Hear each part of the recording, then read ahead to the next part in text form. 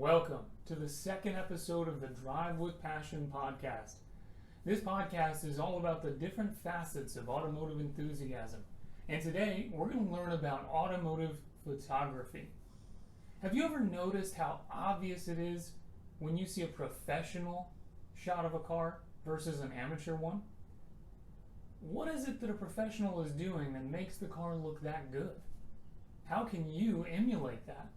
And what's it really like to spend your days shooting photos of the world's most special cars? Kyle Fletcher will be my guest today.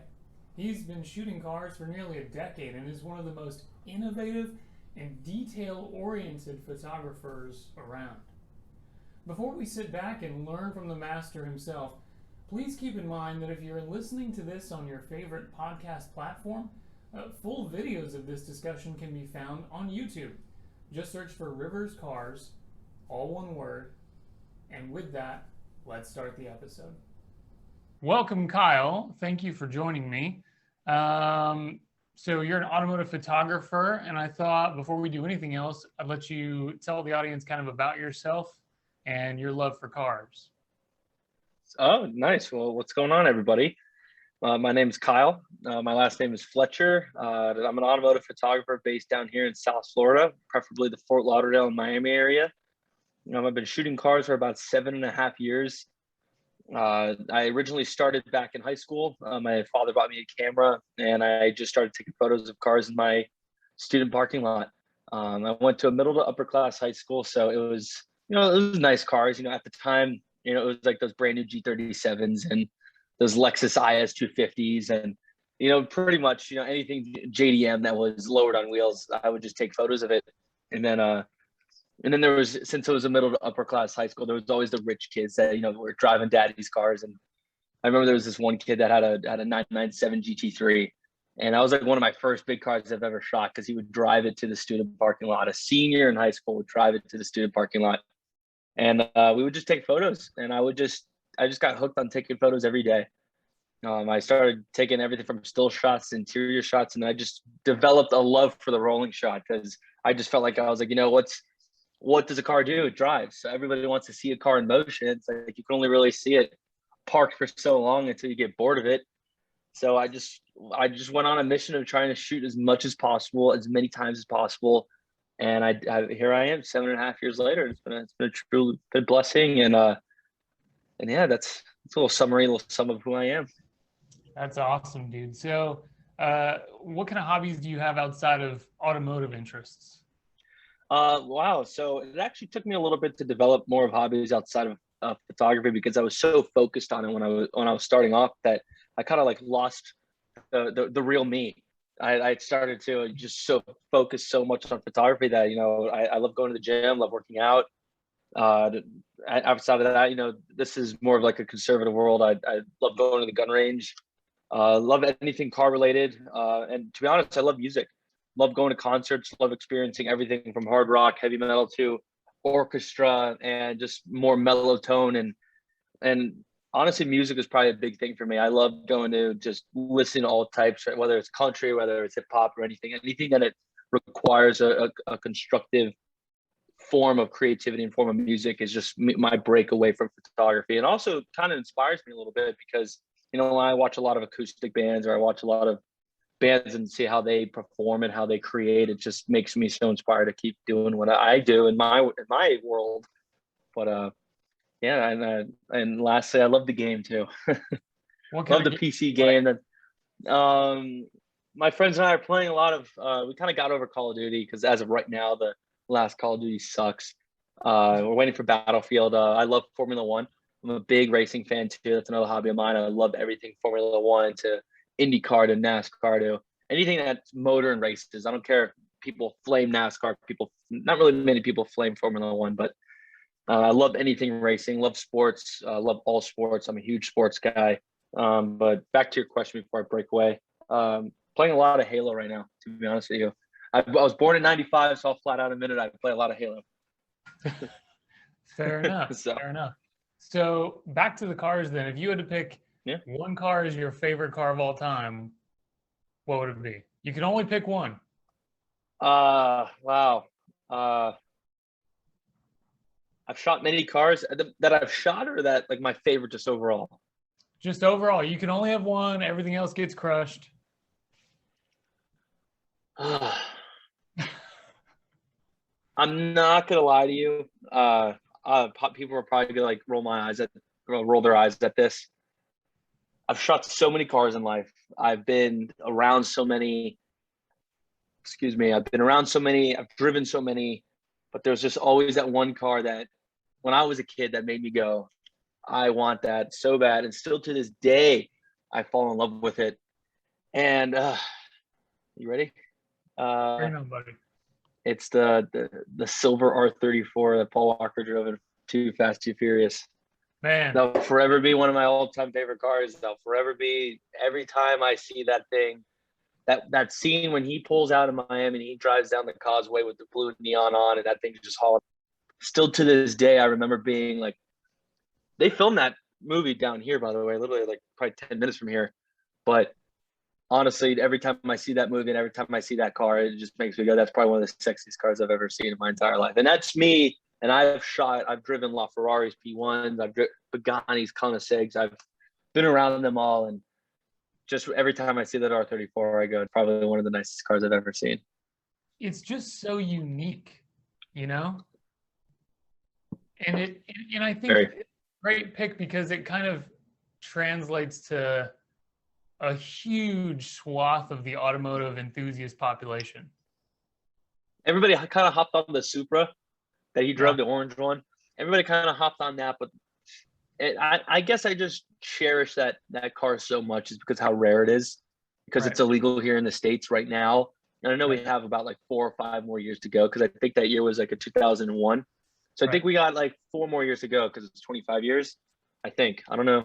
Got to cap check me on that. But I think it's 99, I think, is the first one we can get. But people are nice. already snatching them up and like waiting. Like it's like So, $150,000. And then if you want a V spec, it's like $500,000. It's yeah. crazy how much he influenced that car world. So typically I ask guests what their daily driver would be, but I think that might qualify. Or would you have another one? Like, if you could keep that and pick something else to be your daily, what would it be? That's I daily drove a Hellcat for about a year, and then I got rid of it recently. That was cool. That was cute. That was fun. If I could daily drive any car, wow. I really enjoyed. I guess if I could daily drive any new car, one car that I've really been enjoying a lot was probably the new RS6. I shot about 5 or 6 of them so far, and I got to drive one up to Sebring for the 12 hours of Sebring.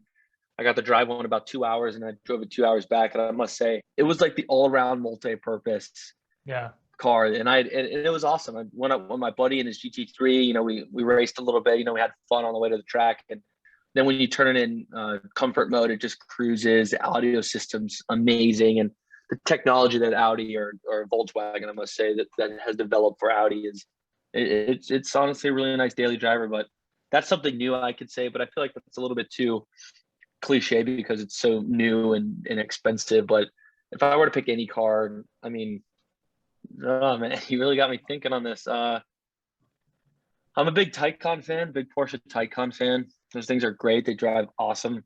Those things weigh a lot, but they drive like a Boxster, which is pretty cool. Right. They just drive so well. The batteries are so low to the ground that the center of gravity is so just good. It just drives so well, and there's no gear. I mean, yeah, it's a 2-speed, but like there's no motor. It just goes, and the technology in it is so great. And I'm looking forward to the future of electric cars. A lot of people aren't, but I'm a Porsche guy at heart, so I'd say probably a Taycan or a 911R or even like the RS6. So even though you wanted one car, I gave you 3. Well, the daily driver I think is an interesting one. You know, I like to pin people to like one favorite car ever. But when we talk about daily drivers, I think it's bananas that the RS6 can do all the stuff that it does. Yeah. Like, I was blown away too. Yeah, like imagine 20 years ago, there was no wagon that could come even close to that, really. Like You an know? old caddy, like an old like an old Cadillac wagon before they made the CTSV wagon, which is worth like $100,000 now. One of those 2010s. Right. It's crazy. Yeah. So, okay. So into photography then, what, I mean, what was it that drew you to automotive photography over something else? Was it just the love of cars? Was it, what was that? It's a good question because initially when I first started, I was doing air show photography. I would go to the air shows and I would take photos of, the Blue Angels, the Thunderbirds, an F-22, an F-16, an F-15, an F-18. I don't want to name every plane, but I would literally be photographing a lot of planes. And I remember when I first shot, it was the Fort Lauderdale Auto Show, 2008, no, 2010. I had my little iPod Touch, and I remember I saw a banana yellow Lexus LFA, and it was like right there. I took like a million photos because that's right when Apple came out with HDR, and I had an iPod Touch, and that was like right when wow, just going back in the memories, it's just been nuts because that was probably right around the time that I started loving car photography. Because when you look at a car just standing still, I loved it, and then I developed into the rolling shot too. But I just felt like it just made it very difficult because just getting the proper setting and the proper car. There's a lot of people think that there's only 4 angles to shoot a car: the front, side, rear, and then quarter panels. But as here I am now, 7.5 years later, and it's like there's hundreds of ways to shoot a car, and there's 100 of ways to showcase a product, and ultimately it's just a piece of metal that a car company makes that you want to showcase in the best as possible. And some cars have nicer rears and fronts, some cars have nicer fronts and rears, and you just have to capture the essence of what that company made it for. And it's like anybody could take a photo of a car on a track, or a car on a parking lot, but like when I try to shoot, I try to fit the car in like certain scenarios, and that's what I became so obsessed with, was like taking photos of a Porsche in front of a garage or a track, or taking a photo of a muscle car on a straight line highway in the middle of nowhere. Like just try to make it as fitting as possible, create an image to the point where now when I look at all my work and I just go, damn, it's like a story. It's like I could just, for me, because I could look back and I remember exactly what was going on when I took that photo. But it's not a painting. That's very lack of a better way to say it. But I guess I just love to, when I just shoot cars in like a certain situation, it's just so fitting. I don't know how else to describe it. It just makes it look nice, and that's kind of why I started to stick with cars. And people and cars don't talk back compared to people. People tend to talk back a little bit, and people tend to get a little awkward when you photograph people. But as you develop an expertise towards automotive, and obviously if I were to develop that expertise toward shooting people, it would be different. But shooting landscape is difficult in my opinion because there's a lot of elements that take place. Shooting models or shooting, whether it's a guy or a woman or even a dog or a baby, skin tone and skin pigmentation is very difficult to master sometimes because our human skin changing all the time, and a camera can only pick up that color and categorize it only a certain way, when in reality, like a camera might pick up our skin is yellow and orange, but our skin is not yellow and orange, it's multiple together. So it just made it a lot more fun shooting cars. So I totally get that. Anytime I've shot reviews or whatever it might be, the team that I work with always talks about, this is so much better than dealing with people. It's a true thing. It's a true thing. All right. So when most people come to you to shoot their car, what are they looking for? What's their end goal? Do they just want photos of their vehicle? Are they trying to sell their vehicle? Is it something else? Without sounding too egotistical, now I'm getting a lot of people that just want to just get noticed with their cars. And they come to me for the rolling shot or the still shot, or just the attention they'll get from my page, or sometimes I even get people like, that's truly a blessing. And that's people that come to me just to befriend me and just want to hang out and just want to hit off a vibe, which is always really cool, really cool. But now I guess current to this day, I get a lot of rich dudes that have inflated egos that just want to shoot with me so I could post them on my page and they get massive attention for their brand or anything like that, which is whatever. But I guess just I barely get people that come to me for selling their cars. They just want to showcase the love for their car, if that's the best answer I could say. Like I get a lot of people that work really hard. I get whether they own a business or they work for a company or they do other stuff like day trading or anything.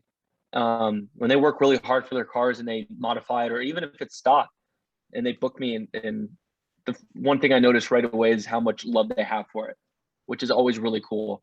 Like I had a friend of mine that just picked up an RS6, and he worked so hard to get it. And to him, an RS7.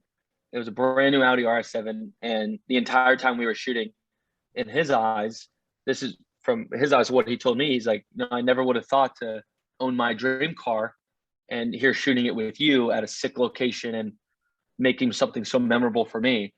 And for me to hear that, it made it really cool because I get to provide happiness for somebody else, which is always a smile on my face in the end. So yeah, it's cool to be tied into that moment, and I mean, especially when you know the person, when you've got a personal bond to them. But I think it's super cool to think that all those photos in situations like that, like you're personally tied to that person in their moment, whatever it is with their car.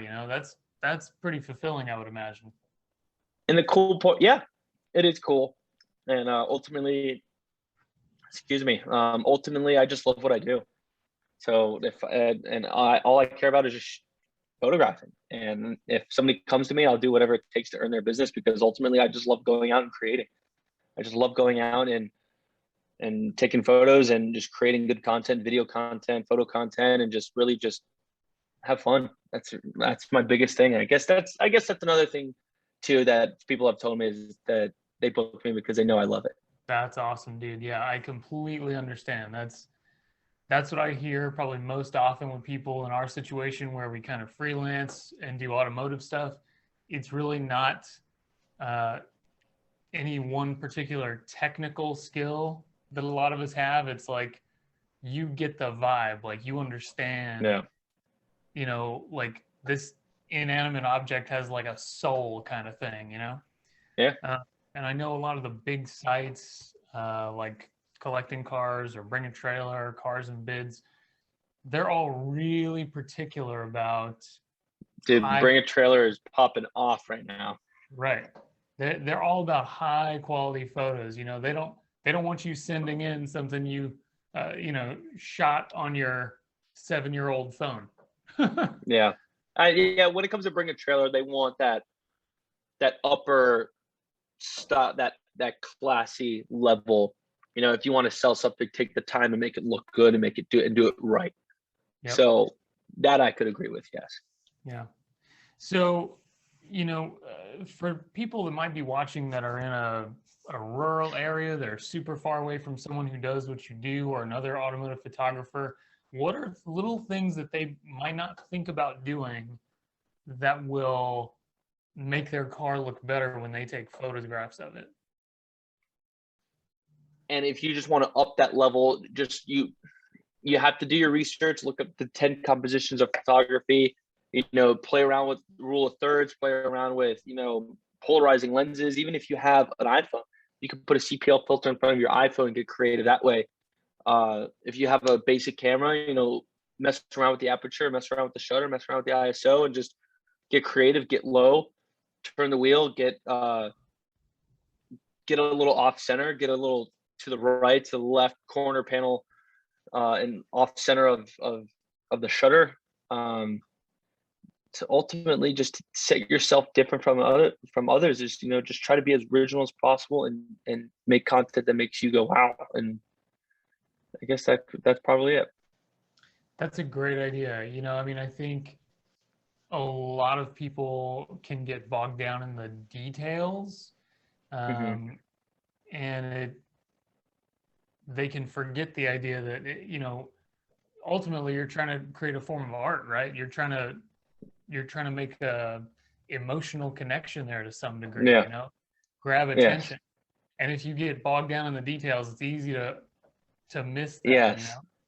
And just the way for me to summarize it without going too, because I'm trying to answer that question without going too in depth, because I'm Right. trying to cater to an individual that doesn't know that much or that isn't that knowledgeable of the industry. So I'm just trying to sum it up in as few words as possible, and ultimately just try to be original.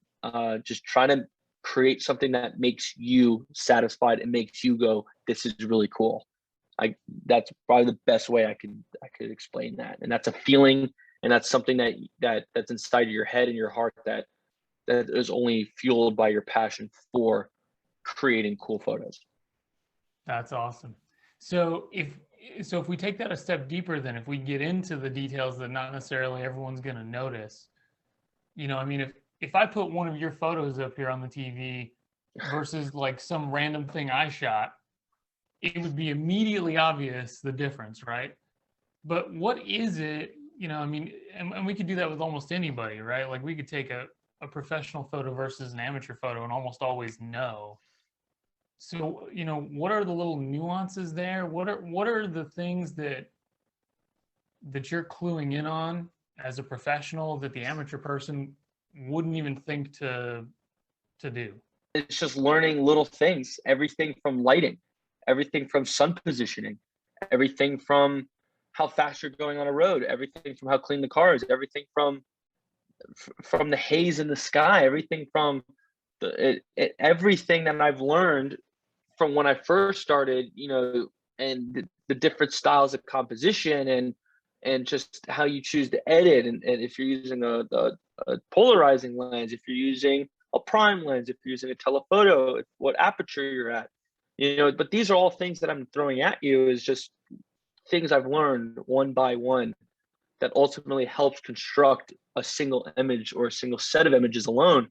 Because when I look back at when I first started, there's like probably 2 or 3 elements that I've learned, color correcting and the clarity slider maxed out. I'm kidding.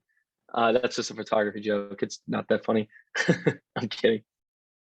There's probably 2 or 3 elements when I first started off that I used. And now when I look at my work now, I probably have about 20 different things. And that's just all little things that I've learned that helps construct the image. So ultimately, when you compare one person to another, photography and art is very subjective. Some people might like that one more than they might like that one. But if you were to break it down, I would just say is how much knowledge you have in it and how much you're willing to learn, and how much, because it's not just a photo, it's such an in-depth, never-ending world of constantly learning. Like there's stuff that I haven't even learned yet that I'm stoked to learn, that I could learn from a year from now, and that'll completely change my entire editing style. And there's photographers out there that I learned that compile like 8 or 9, 10 different photos into just one. It takes them like a week just to make one photo. And those are guys that are just, that have just gathered so much knowledge and so many different elements in photography to create what they do now. So it's just, it all just depends on how much you love it, because if you love it that much, you'll go the distance to learn so many different things. It's so crazy to me that like you see a car in a different way than the average person does.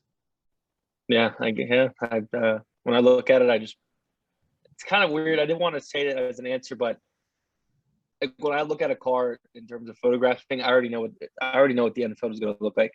Like Right. I already know what it's going to look like when I'm done with it. So that's how I see it. But like like dig down to like the nitty gritty there, and like as soon as you lay eyes on any car, even if you're not photographing it, I would imagine like your Yeah. brain's already like clicks in. Like Yeah.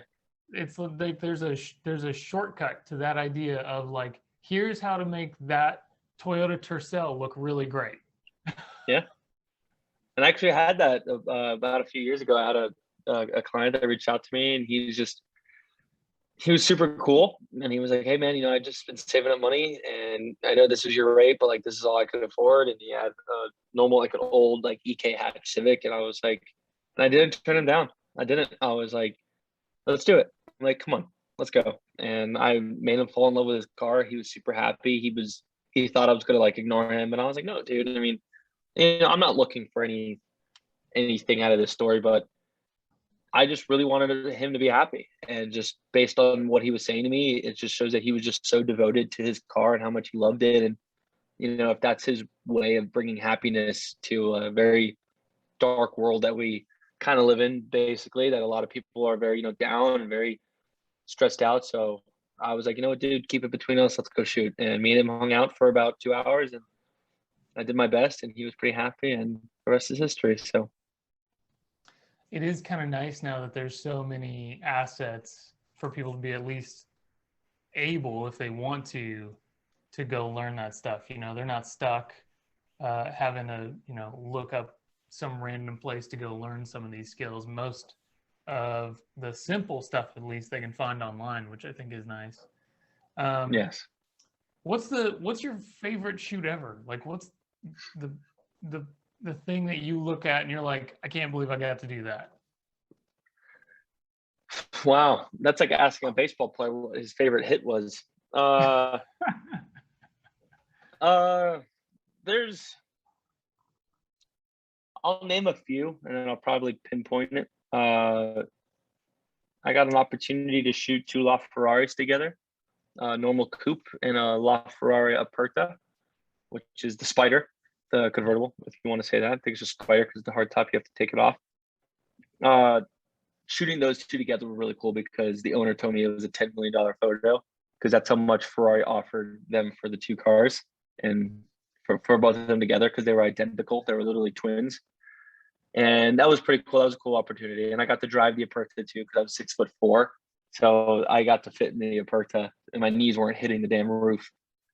That was pretty cool.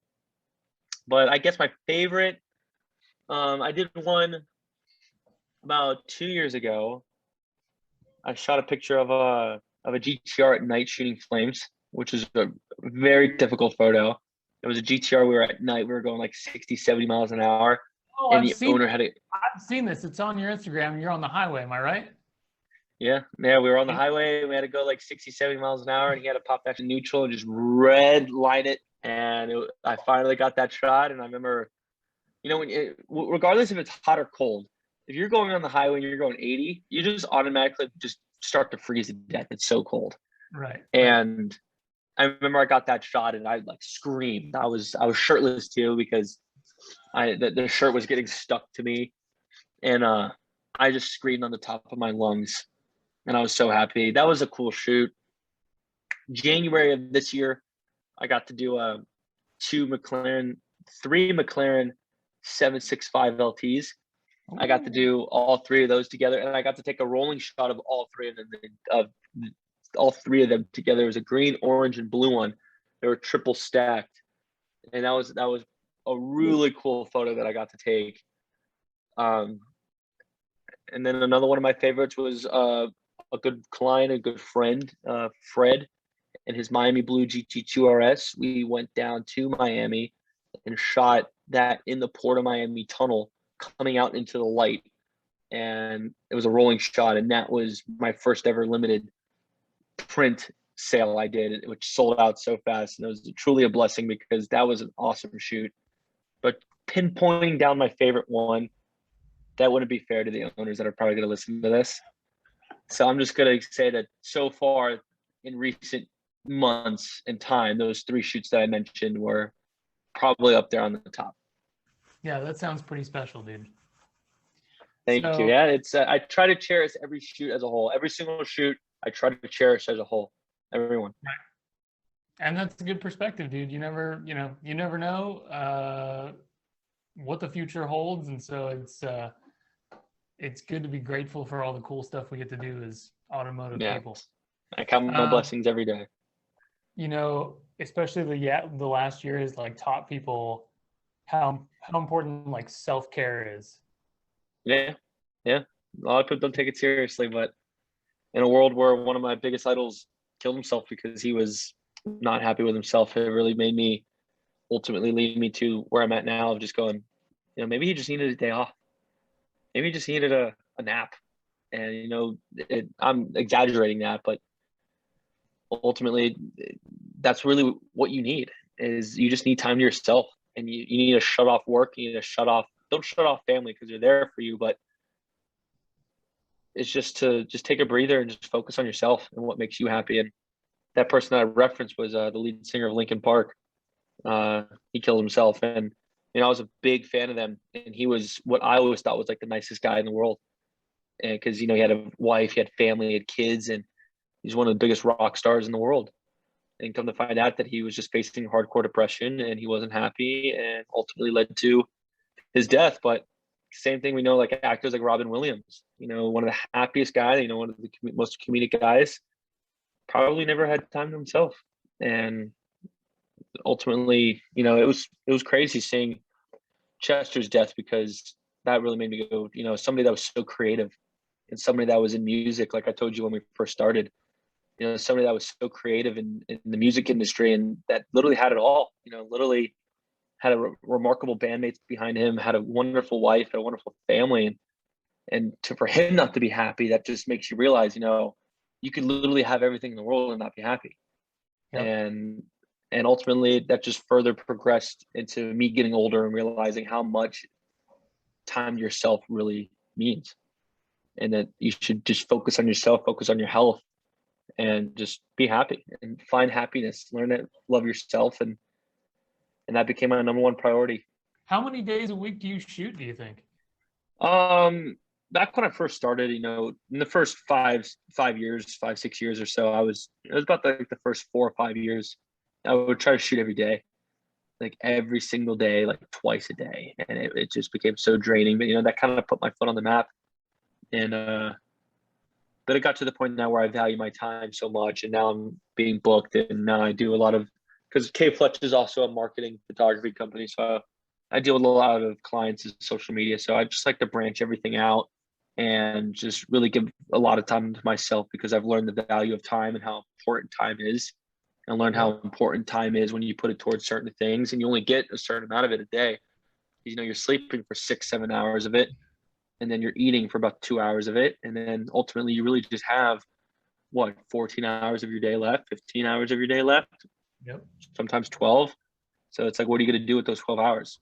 Now I try to shoot 2 times during the week, and then the rest on weekends, just so I can have time to myself and keep myself created and keep myself happy and keep myself healthy. So if a plane's falling out of the sky, what do they tell you? Put your mask on before you try to help somebody else. Yeah. And that's the right idea, right? I mean, if you're struggling to find contentment, then like, you're not going to find you're never going to find it outwardly. Yeah. So I think for 26, dude, you're killing it. You got the right mindset. Like, thank you, man. I appreciate that, man. That's a really mature and wise outlook that take a lot, like, obviously, as you've mentioned, a couple really brilliant individuals, some people don't pick up on that. Like, yeah, always checking on your happy friends. Yeah. Any other details or things you want to say about the kind of work that you do before I kind of give you the floor to plug whatever you want to plug?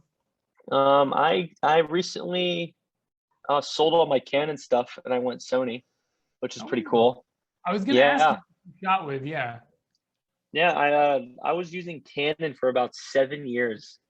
I was a big Canon guy. I had everything from a T3i was my first camera, and then I had a 60D, and then I went to another 60D, and then I had a 60, and then a 60 Mark II, and then a 5D Mark IV, and then I had the 5D Mark IV and the 60 Mark II as my 2 cameras, my main and my backup. And I had a bunch of lenses, and then finally I was like, I'm going to give Sony a try, because I saw their megapixels and I saw the quality and the digital stuff that they were working with. Gave that a try, and it blew me away. Really? Yeah, the memory cards are massive, and you're gonna have to need a faster processing speed for downloading the stuff off your memory cards, your SD cards, because 64 megapixels takes up a lot of memory, especially since it's raw too, which is absolutely crazy. Oh my, sorry, my screen just went off. But I want to say, I sold all that, and then I went Sony. I went damn my stupid light. I'm so sorry. And You're then I good, dude. went I'm trying to. I don't know why my thing shut off. That's stupid. I apologize. You're good, dude. I went Sony and I got the A7R4. I picked that up with 16 to 35 wide angle, a 7200, and a 24 to 105. And yeah, I just went down that route, and I've been absolutely loving the Sony route. It's been great. My memory cards get filled up really fast, and it takes a lot of extra external storage. But overall, I've just been so blown away by the quality and coloring. I mean, yeah, the coloring isn't compared to Canon as well, because Canon's coloring was always pretty good, but Sony's not using a mirror, so kind of it's doing its best. But overall, since I'm color grading and I'm editing a lot, you can fix that. But overall, I gotta say that probably the A7R4 is probably the best camera I've ever used. How long have you been using it now? I've been using it since November, and it takes a lot for me to say that, because I have a lot of photography friends that are like die-hard Canon guys. So when I told them that the Sony A7R4 was better than the 5D Mark II, they wanted to shoot me. But the 5D Mark II is still one of the greatest cameras I've ever used. It's just that the Sony is like a little bit higher up there, and it's built better, and just the quality of the images are absolutely insane. I mean, the multi-point focus that the 5D has is pretty solid, but the Sony just blows that out of the water with how many points of focus it has, which ultimately benefits me, because when I'm taking rolling shots, I try to get as many points of focus as possible when I'm going 80 miles an hour on the highway. So I noticed that real quick at how nice the Sony has been. But I don't know, maybe one day my backup camera might go back to being a Canon, but that'd be counterintuitive because then I only need double the glass. But right now my backup camera is an A7 II, which is pretty cool. Nice little backup Sony. But ultimately, I'm really enjoying the Sony life. It's been pretty rewarding. Good deal, man. Well, keep doing what you're doing. You have anything you want to plug? I know about your Instagram page, but I'm sure you've got more than just that going on. I mean, my Instagram's good. My Twitter, I'm slowly building. I love Twitter because I can be more personal and more interacting with people, which is pretty cool. So when I share my work on Twitter, I get a lot of just personal interaction. It's really cool to connect with people on Twitter, which is really cool. I'm doing that. My LinkedIn's kind of separate. LinkedIn's a little bit separate. My Flickr page is, K Fletch. I have every single every single car that I shoot is on Flickr that might not be on my Instagram, because my Instagram, I kind of showcase a little bit to a different audience. But my Flickr has every single car that I've ever shot in the last 7.5 years. And I think I'm at like 31,000 photos on there. So if you just type in K Fletch, and you can look at every single car that I've shot since I first started.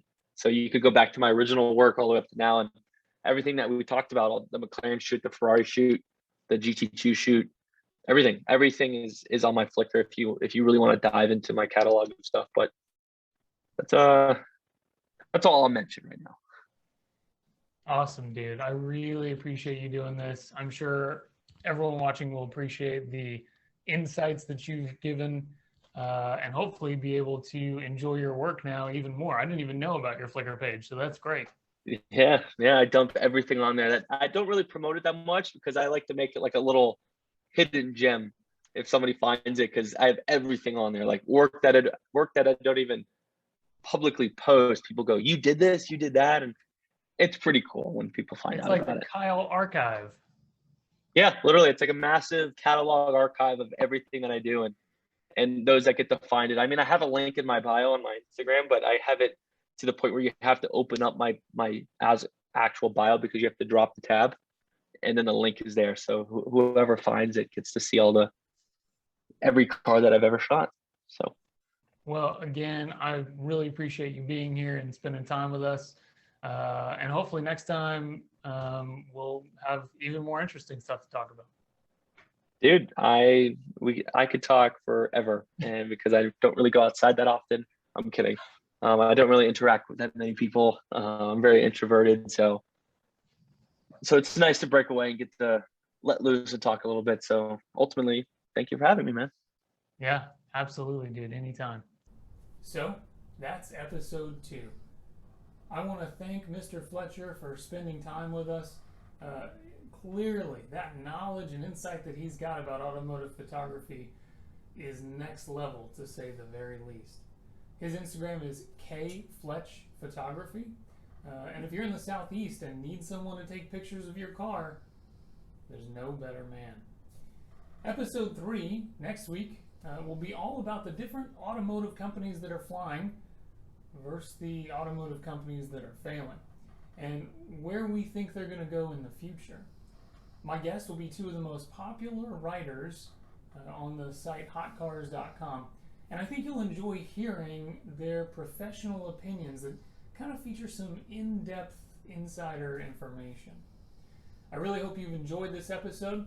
Please check out more of my work at riverscars.com, and I hope you'll join us for the next one. Have a lovely day.